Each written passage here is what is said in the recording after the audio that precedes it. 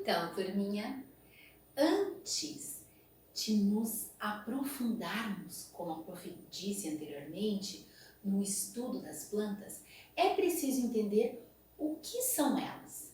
As plantas são seres vivos que respiram, transpiram e se alimentam, como todos os demais.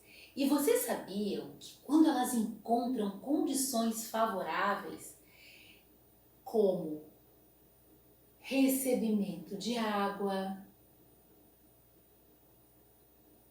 ar, luz do sol e os sais minerais contidos no solo, elas conseguem se desenvolver em todos os ambientes.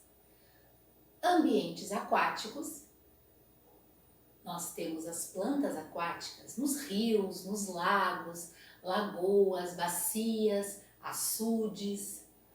Ambientes terrestres, quando elas estão no solo, presas, fixas ao solo. E até em ambientes aéreos, acima da água, acima do solo. E nesses casos, as plantas podem se desenvolver em rochas, podem se desenvolver sobre outras plantas e se alimentarem dos sais minerais, dos nutrientes que a plantinha primeira absorve. Viram só que bacana? Mas vocês já pararam para pensar em como nascem as plantas? Toda planta tem um ciclo de vida, lembrando que se encontrar as condições ideais para o seu desenvolvimento, recebendo água, luz do sol, sais minerais da terra quando terrestre. As plantas podem nascer de esporos. Os esporos são essas pequenas bolsinhas arredondadas que se localizam atrás de alguns tipos de plantas. Quando esses esporos, depois da folha já estar adulta, depois de a planta já estar adulta, eles igualmente amadurecem. E com o balançar da folha pelo vento, esses esporos liberam o pozinho pelo ar, que acaba caindo no solo, dando origem a uma nova planta. Uma outra possibilidade é que esses esporos grudem no pelo, no corpo de algum animal.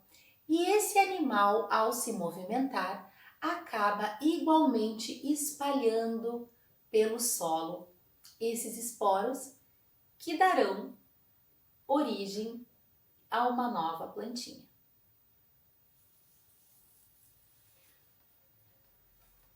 Algumas plantas, como vimos, as aéreas, se desenvolvem sobre outras plantas e ficam presas, fixas nessas plantas. Muitas vezes elas não nascem de esporos e nem nascem de sementes. Podem nascer de um pedacinho de outra planta que porventura tenha caído e tenha dado o início à vida nova de uma planta. Mas existem plantinhas que nascem de semente e elas são de um grupo bastante grande. A sementinha, quando depositada no solo, seja de forma intencional, quando plantada, ou então quando cai de algum fruto, ou então quando sai pelo cocô de algum animalzinho, ela vai se aprofundando no solo e, novamente, encontrando condições adequadas, a sementinha vai inchando com a umidade, com a água do solo.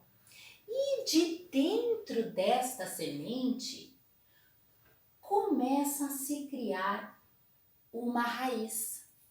Essa raiz vai se fortalecendo e vai permitindo que a semente se fixe no solo. E com isso, a semente úmida vai se abrindo e de dentro dela passa a germinar uma nova plantinha.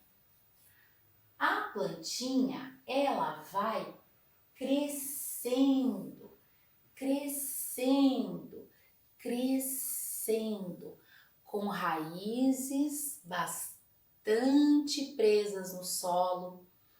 Ela vai encontrando força para eclodir, para sair da terra.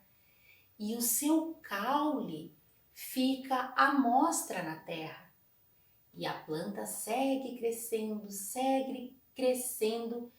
e o caule sustenta essa plantinha.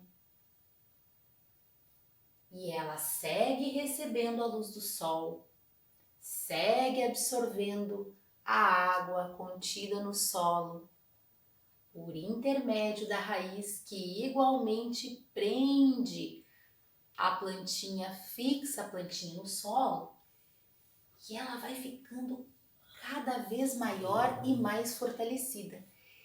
E do caule surgem as folhas da plantinha, muitas vezes flores e também frutos. Esse é o ciclo da planta,